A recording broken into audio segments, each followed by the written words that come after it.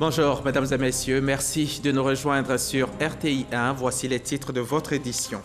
À l'invitation de Xi Jinping, président de la République populaire de Chine, le président Alassane Ouattara effectue une visite d'État en Chine du 29 août au 2 septembre prochain. Le chef de l'État est arrivé en fin d'après-midi à 18 h heure locale à l'aéroport de Beijing. Nous en parlerons en tout début de journal. Dans ce journal, nous parlerons également agriculture, ou plutôt e-agriculture, l'agriculture pratiquée avec l'appui du numérique. C'est une trouvaille de Wifly Agri, une jeune start-up ivoirienne. Quels sont les outils utilisés dans cette e-agriculture et les moyens utilisés arrivent-ils à impacter les productions agricoles? Vous le saurez. En République démocratique du Congo, 4 des 6 candidats recalés pour la présidentielle du 23 décembre prochain ont déposé leur recours devant la Cour constitutionnelle. Parmi eux figurent 3 anciens premiers ministres et l'un des principaux candidats de l'opposition, Jean-Pierre Bemba.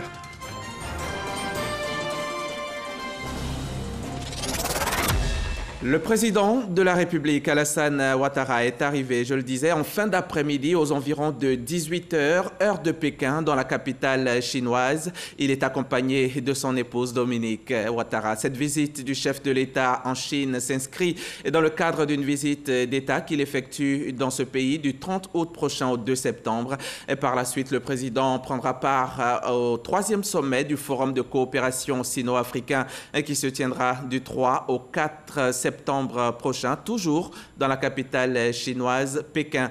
Ce jeudi, dans le cadre de sa visite d'État, il sera reçu au Palais du Peuple par son homologue Xi Jinping. Notre envoyé spécial Viviane Aïma est sur place. Vous ne manquerez rien donc de ces différentes rencontres. Le vice-président de la République, lui, est sur place ici à Abidjan. Il a reçu hier une mission officielle japonaise conduite par le ministre délégué auprès du ministre japonais de la Santé, du Travail et du Bien-être. La délégation qui séjourne en Côte d'Ivoire depuis 48 heures a échangé avec Daniel Kablan-Duncan, notamment sur le renforcement de la coopération entre la Côte d'Ivoire et le Japon. Alexis Ouedraogo a assisté aux échanges. La délégation est conduite par le ministre de la Santé, du Travail et du Bien-être du Japon, Hideki Makihara. Une visite qui, au-delà du renforcement de la coopération entre les deux pays, vient solliciter le soutien de la Côte d'Ivoire en faveur de la ville d'Osaka, candidate à l'élection prévue en novembre 2018 pour organiser l'Expo universelle 2025. Nous avons échangé sur le projet déjà en cours entre nos deux pays. Et puis nous avons également discuté sur la possibilité de coopération dans le futur. Les expositions universelles ont lieu tous les 5 ans. Elles abordent des thèmes qui sensibilisent et proposent des solutions aux défis internationaux. La prochaine exposition aura lieu à Dubaï sur le thème « Connecter les esprits, construire le futur ». 3 pays sont candidats à l'organisation de l'exposition en 2025, le Japon, la Russie et l'Azerbaïdjan. Parlons à présent de l'e-agriculture ou la modernisation du secteur agricole. L'agriculture pratiquée avec l'appui du numérique. Si cela était impensable il y a encore quelques années, c'est chose possible aujourd'hui. Et c'est une trouvaille de Wifly Agri, une jeune start-up ivoirienne. Vous serez tenté de vous demander quels sont les outils utilisés dans cette e-agriculture et si les moyens utilisés arrivent à impacter véritablement les productions agricoles. Nos reporters Davis Oyo et Serge Coléa se sont posés les mêmes questions. Éléments de réponse dans ce reportage.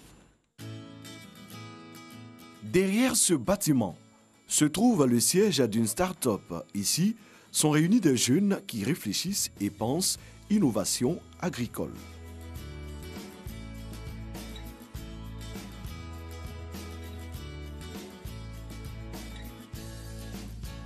L'idée pour les responsables est de faciliter le travail des agriculteurs.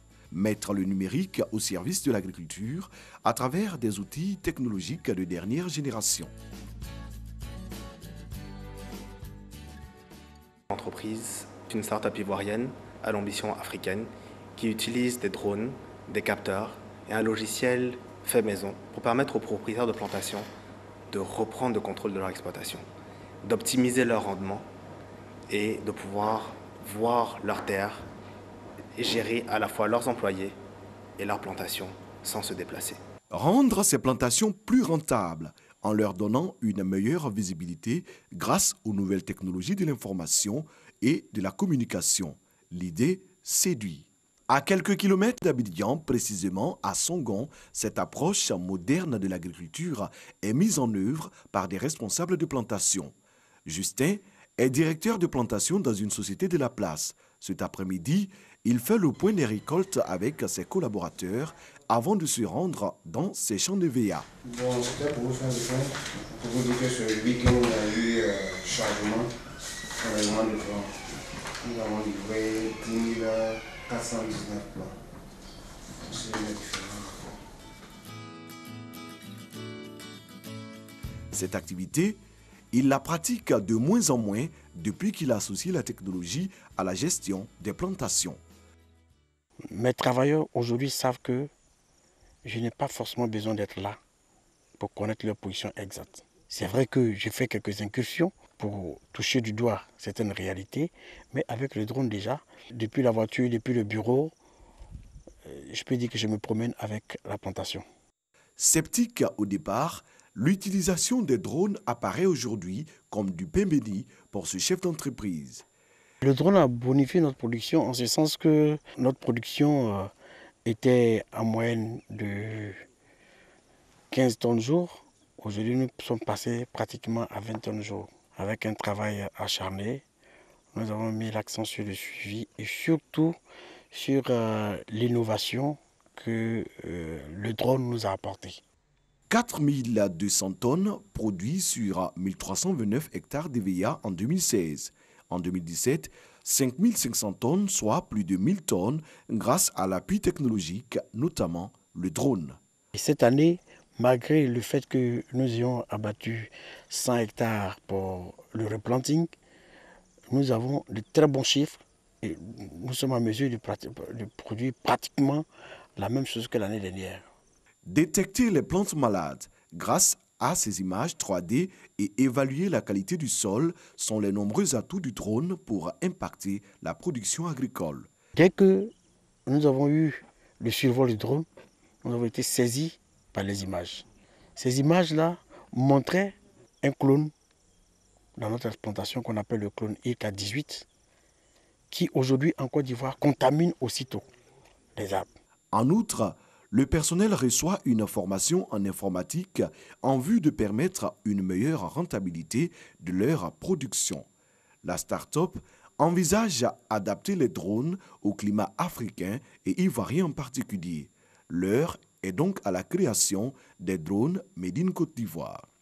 Vu que le drone est en développement, ce qu'on fait, on essaie d'améliorer légèrement les capacités des drones qu'on a. Il faut savoir que le drone, tout ce qui concerne les systèmes qui sont implémentés dans ce drone ont été déjà normalisés.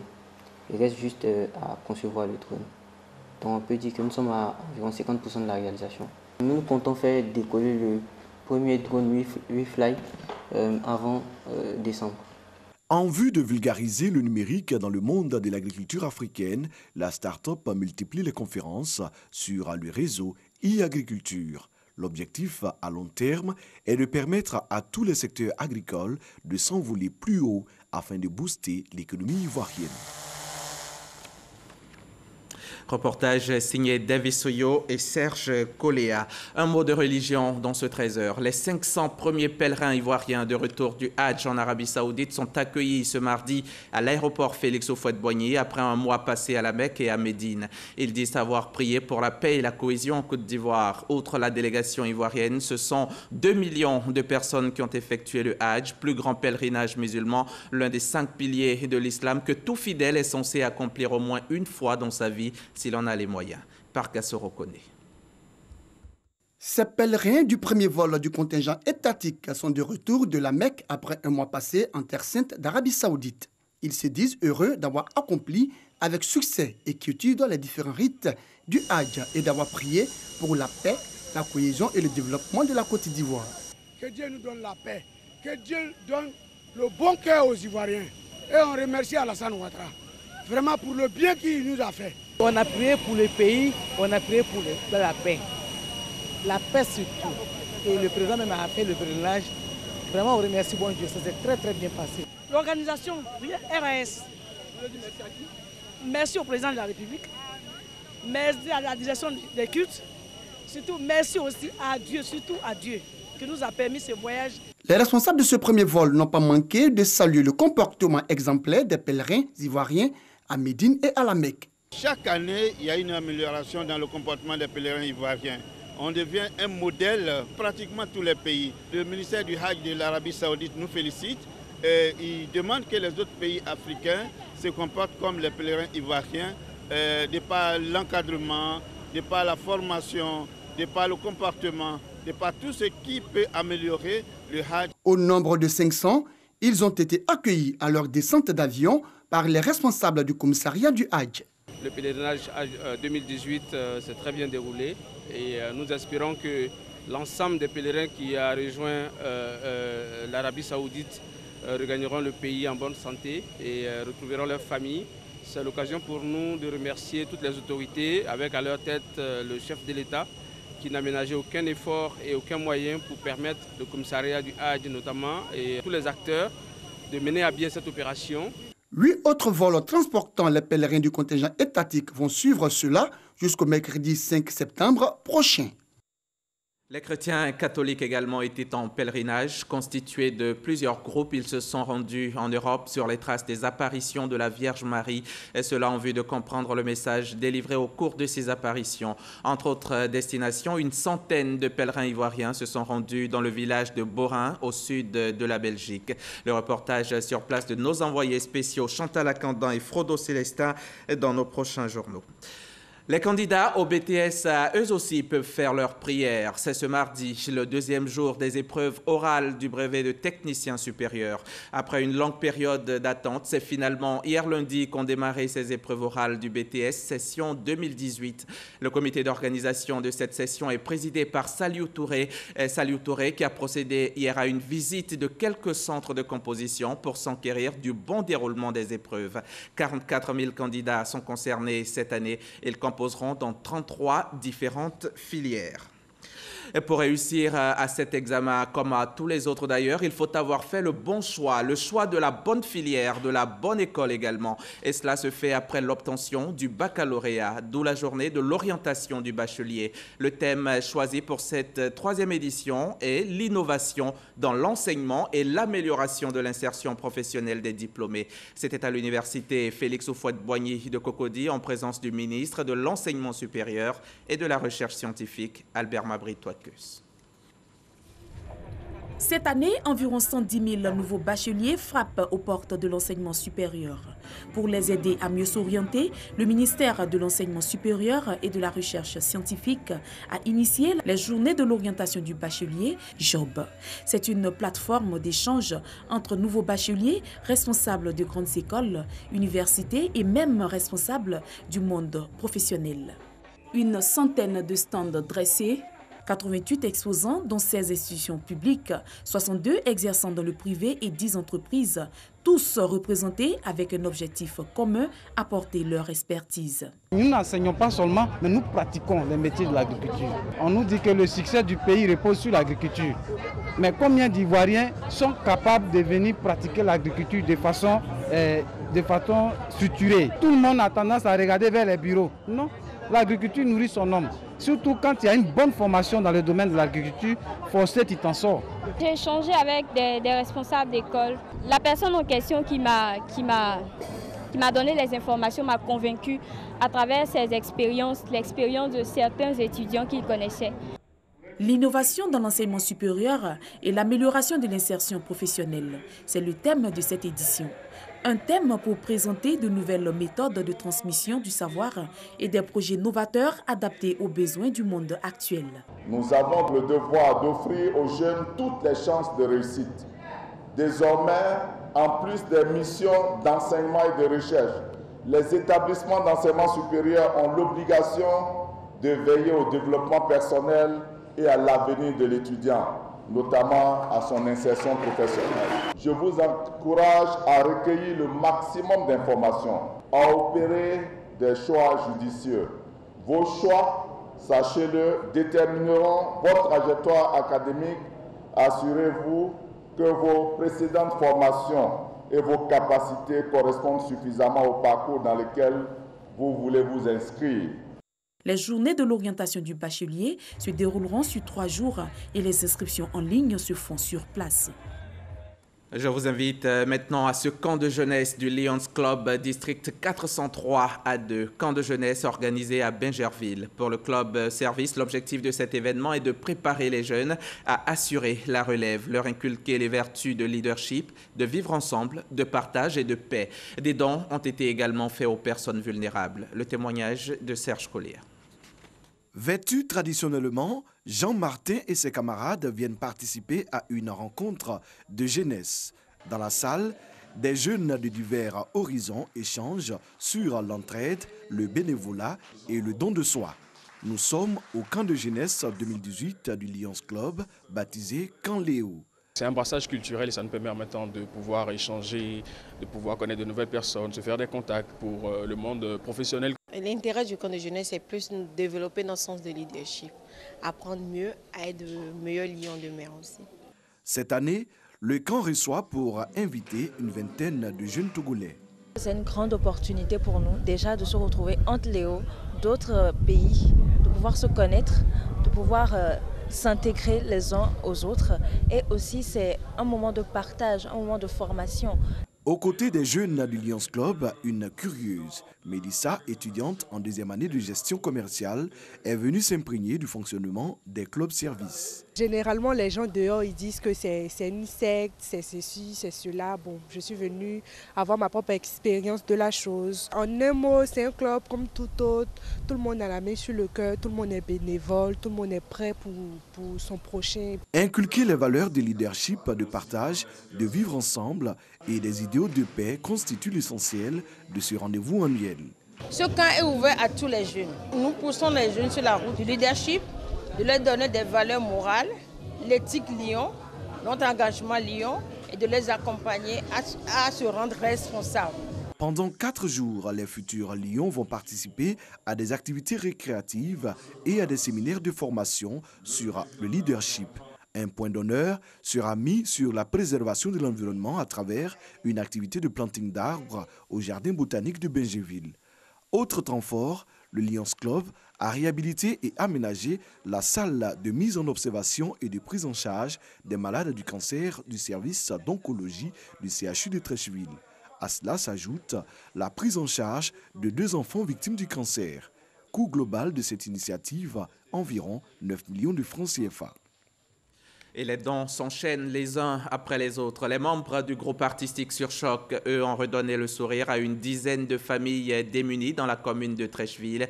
Cela dans le cadre des actions sociales lors de la 4e édition du festival Trèchungoa. C'était à la mairie de Trècheville en présence de notre reporter Patricia Omoetia. Son reportage vous sera proposé ultérieurement. Jacques Silver, c'est le nom à l'état civil du Magnifique. Le Magnifique, c'est humoriste de talent. Humoriste, comédien, le Magnifique se découvre une nouvelle corde à son arc, une autre branche créative, la littérature. Après son best-of, sa première production littéraire, il remet le couvert avec Mérir Caman, une œuvre pour nous guérir tous autant que nous sommes de tous nos maux à travers le rire. Franck Quadio était à la cérémonie de dédicace pour RTI. Pas facile. La plupart du temps, quand on connaît un Wobé, c'est dans la nourriture. Donc, j'ai déjà découvert un Wobé. Un Wobé en train d'écrire référence au groupe ethnique de l'auteur, la blague d'un confrère humoriste. C'est que le célèbre comédien humoriste Jacques Silver, dit le Magnifique, renforce la seconde corde à son arc. Une nouvelle publication, Mérir Caman. Un jeu de mots et de syllabes, rire et médicaments. Une sorte de thérapie pour soigner et guérir la société de ces mots. Les médecins, les vrais docteurs qui vous piquent, et ils ont médicaments. Nous, on vous parle, on a le médicament. On vous fait rire, on vous fait déstresser, on vous fait oublier. Et en même temps, les messages qui sont passés dans ces tests pour soigner aussi l'état, les déficits, mais les fléaux qui minent nos sociétés. Une thématique variée en 10 chapitres, dans un style direct, les relations hommes-femmes, les questions de société, le Magnifique, un brin moralisateur, un tantinet chambreur. Les thèmes comme la politique, en Côte d'Ivoire, c'est pour politique là, qui est du ce que tu vas dire là, Non, vous voyez toujours dans nos spectacles qu'on aborde ces thèmes-là, on n'a pas de limite, mais seulement savoir aborder comment traiter pour que ça fasse rire. Une présentation au monde des médias et au public, des confrères, des journalistes et même des admirateurs venus soutenir l'artiste. Comme le riz guéri, ils sont là pour rien. Parce qu'il y avait nourriture, mais il n'y a pas de nourriture, mais c'est pas grave, il s'est resté quand même. Vous savez, c'est mon mentor. Voilà, il m'apprend ce que je fais aujourd'hui.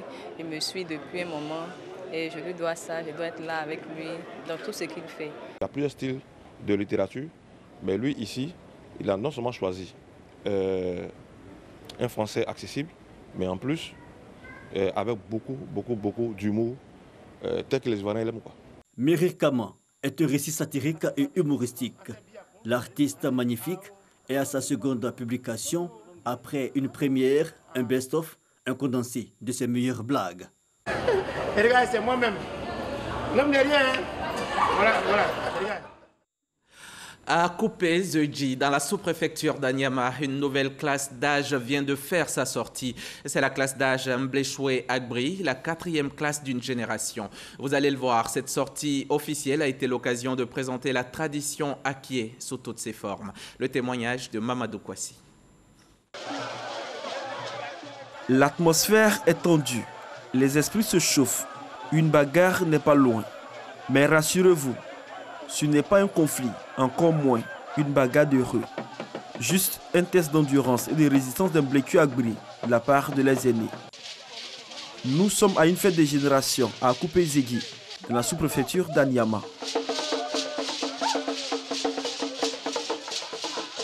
Cette cérémonie d'initiation est appelée le Sepeda, ou encore la boue sacrée. Une boue recueillie dans un endroit glorieux de la forêt est censée procurer la protection et la puissance du guerrier à ces jeunes gens pour affronter les difficultés de la vie.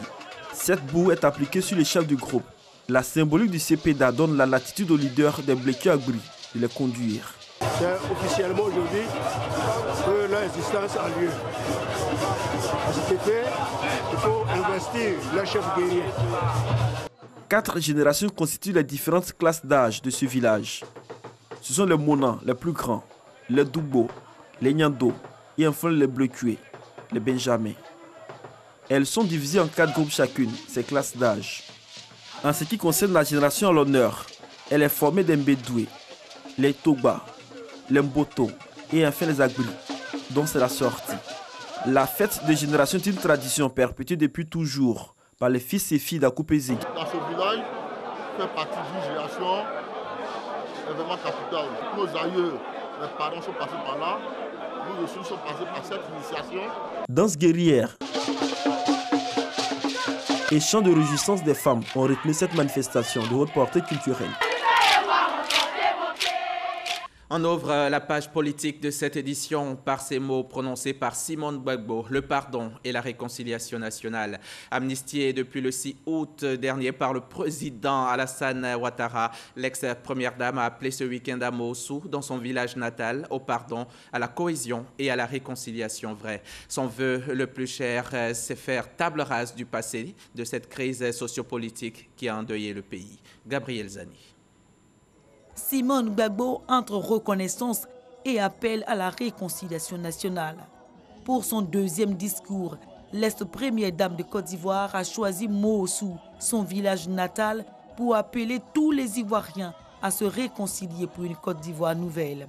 Dans ses propos, Simone Gbagbo adresse ses remerciements au chef de l'État, auteur de l'amnistie prise le 6 août dernier, dont elle a bénéficié avec plus de 800 autres personnes.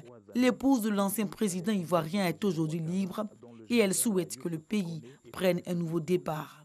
Dans cette crise que nous avons connue, nous avons eu des victimes. En mémoire de ces personnes, je voudrais que nous nous inclinions pour observer une minute de silence à leur endroit, a dit l'ex-première dame. Un hommage aux disparus, le discours de Simone Gbagbo est un appel à la réconciliation. De la résidence du général Youssouf Kone à Odiéné, où elle a passé 3 ans à l'école de gendarmerie, d'où elle est sortie après 4 ans. Simone Gbagbo retrace un pan de sa vie raconté souvent comme un mythe. Elle balaie les récits de mauvais traitements entendus bien des fois et se livre à Moussou, dans un témoignage en remerciant tous ceux qui lui ont montré l'affection, l'attachement pendant ces temps de détention. de son séjour carcéral, l'on retient la bonté de ses hôtes d'Odiéné, la bienveillance des gendarmes, l'assistance de ses médecins et avocats. Cette année où j'ai été enseigné pour que je sois aujourd'hui une personne libre, dira dans la foulée Simone Gbagbo qu'il ne veut plus revivre le scénario de la crise ivoirienne. Plus jamais, je ne voudrais que notre pays ne connaisse une autre crise. Mon souhait, c'est qu'ensemble, nous acceptions de nous pardonner les uns aux autres, considérant que les choses anciennes sont passées et toutes choses sont nouvelles dans cette Côte d'Ivoire unie et réconciliée. L'espoir d'une Côte d'Ivoire unie et réconciliée, sont les maîtres mots qui ont soutenu ces propos très attendus de Simone Gbagbo. Et l'actualité politique, ce sont aussi les élections régionales et municipales en Côte d'Ivoire prévues pour le 13 octobre prochain. Les listes des candidats du RHDP unifié et du PDCI-RDA sont connues depuis ce week-end, mais certains candidats se retrouvent à la fois sur les deux listes. Comment les différentes formations politiques gèrent-elles cette situation, en sachant que c'est demain, mercredi, la date butoir pour les dépôts de candidature à la commission électorale indépendante. Michel Digré a posé la question aux acteurs politiques. Elles étaient très attendues après la sortie du PDCI-RDA du processus de création du parti unifié RHDP. Les listes des candidats des deux formations politiques pour les municipales et les régionales sont enfin disponibles.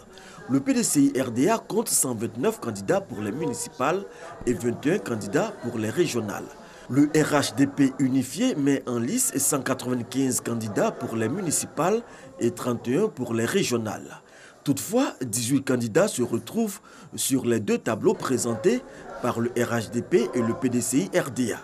Pour clarifier les choses, Henri Konan Bédier, président du PDCI-RDA, a convoqué ce lundi une réunion d'urgence. Écoutez-moi, est-ce qu'il s'agit aujourd'hui d'être dans un camp ou dans un autre? Ce n'est pas ce dont il s'agit. Il s'agit d'une élection locale qui concerne ma région, la région de la Nawa, et je suis candidat pour ma région et pour les habitants de la Nawa. J'ai été élu en 2013 en RHDP avec tous les partis qui m'ont soutenu.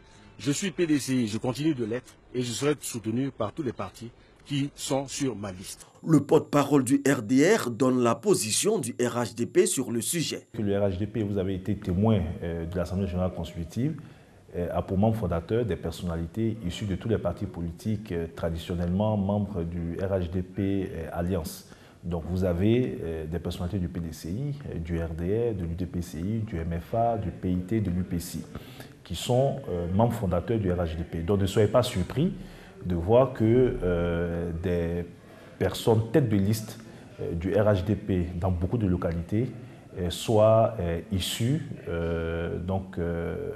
du PDCI, du RDR, de l'UDPCI comme parti d'origine. Comment les deux formations politiques entendent-elles gérer cette question? Depuis le 16 juillet, le parti unifié a été créé et le PDCI-RDA s'est retiré de l'accord politique.